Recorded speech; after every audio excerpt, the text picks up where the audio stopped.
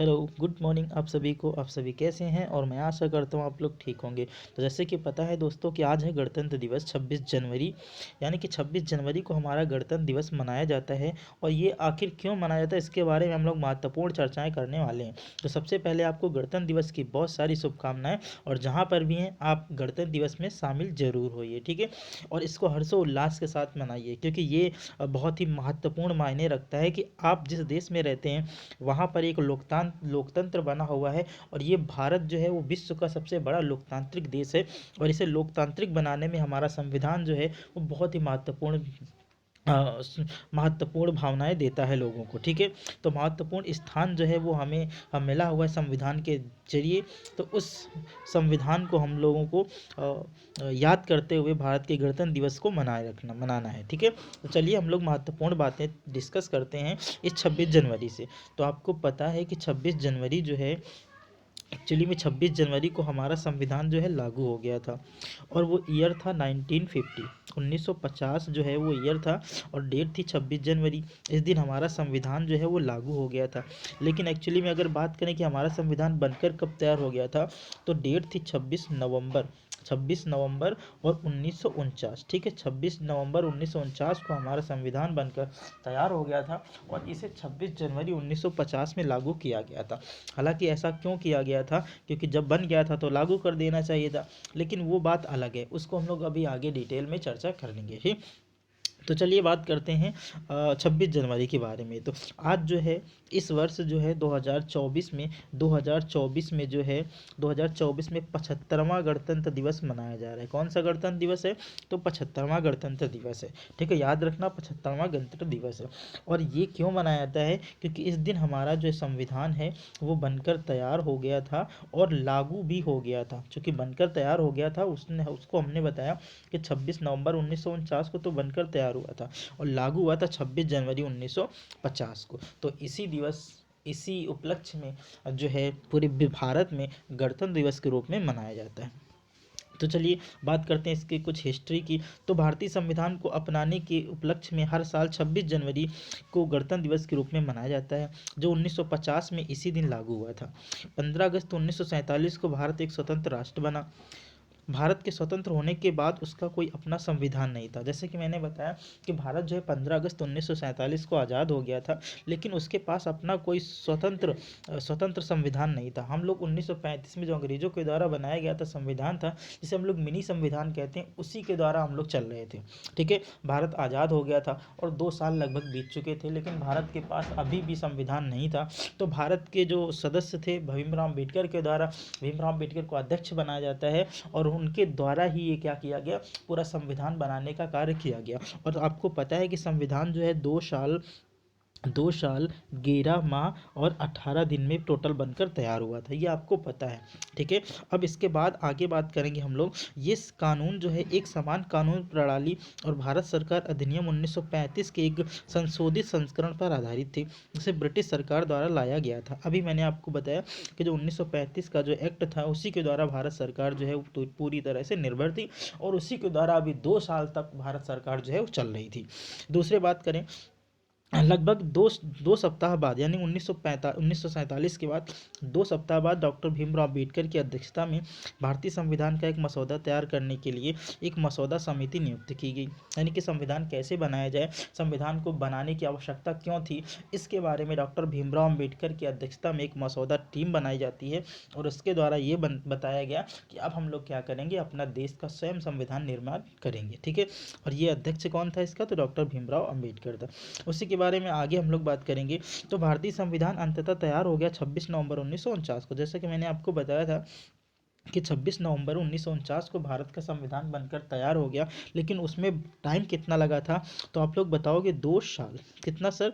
2 साल 11 माह और 18 दिन इसको बनने में टाइम लगा, ठीक है। कितना साल? तो 2 साल 11 माह 18 दिन इसको बनने में टाइम लगा। और अंततः जो है वो 26 नवंबर 1949 को बनकर तैयार हो जाता है। 2 महीने बाद 26 जनवरी 1950 को संविधान लागू कर दिया जाता है। कितने महीने बाद? तो 2 महीने बाद 26 जनवरी 1950 को संविधान लागू कर दिया जाता है। इस दिन भारत ने औपनिवेशिक व्यवस्था के अंतिम अवशेषों को त्याग दिया है। यानी कि औपनिवेशिक का मतलब होता है जो ब्रिटेन हमारे ऊपर राज्य कर रहा था वो एक औपनिवेशिक, हम लोग उसके औपनिवेशिक थे। तो हम लोग क्या कर रहे थे कि उन्हीं नियमों को, उन्हीं उनके द्वारा बनाए गए कानून को फॉलो कर रहे थे। तो जब हमारा संविधान हो गया तो हमने उनके नियमों और उनके कानूनों को जो उनके द्वारा बनाए गए थे उनको त्याग दिया और अपने द्वारा एक लोकतांत्रिक जो हमने बनाया था, और हम एक लोकतांत्रिक देश हो गए। ठीक है। अब इसके बाद अंतिम अवशेषों को त्याग दिया और एक संप्रभु लोकतांत्रिक गणराज्य बना। ठीक है। लोकतांत्रिक गणराज्य का मतलब होता है कि हमारे देश का स्वयं एक संविधान है और उस संविधान के द्वारा हमें ये निर्णय लिया है कि हमारा जो देश का जो सर्वोच्च पद है यानी कि राष्ट्रपति का पद है, उसका गठन कर दिया गया था 1950 में। ठीक है। गणराज्य का मतलब ही होता है कि ऐसा देश जहाँ जो सर्वोच्च पद है उसका इलेक्ट किया जाए, उसको इलेक्ट किया जाए। ठीक है। उसको लोगों के द्वारा चुना जाए। अब दूसरी बात में अगर हम बात करें 29 दिसंबर 1929 को, अभी इसकी कहानी जो है मैं अगर आपको बताऊं तो एक मोतीलाल नेहरू के द्वारा एक स्वराज्य पार्टी बनाई गई थी। उसके बारे में मैंने बताया था कि आपको एक नेहरू रिपोर्ट, जो साइमन कमीशन जब आया था भारत में तो उसने कहा था कि अगर आप लोगों के पास इतनी ही क्षमता है तो आप लोग एक अपना कानून बना लीजिए और ऐसा कानून बनाइए जिससे जितने भी देश के लोग हैं वो सारे संतुष्ट हो जाएं। अब भारत के लोगों ने ये शर्त मान ली और नेहरू के द्वारा, नेहरू यानी कि मोतीलाल नेहरू के द्वारा एक नेहरू कमेटी बनाई जाती है और उनके द्वारा संविधान का निर्माण किया जाता है। अब जब संविधान का निर्माण किया जाएगा तो उसमें ये बात कही जाएगी कि भारत को डोमिनियन राष्ट्र दीजिए, यानी कि सत्ता तो रहेगी अंग्रेजों की, सत्ता तो रहेगी भारत के हाथ में, लेकिन संप्रभुता किसकी होगी? तो संप्रभुता कौन करेगा? संप्रभुता इंग्लैंड वाले करेंगे।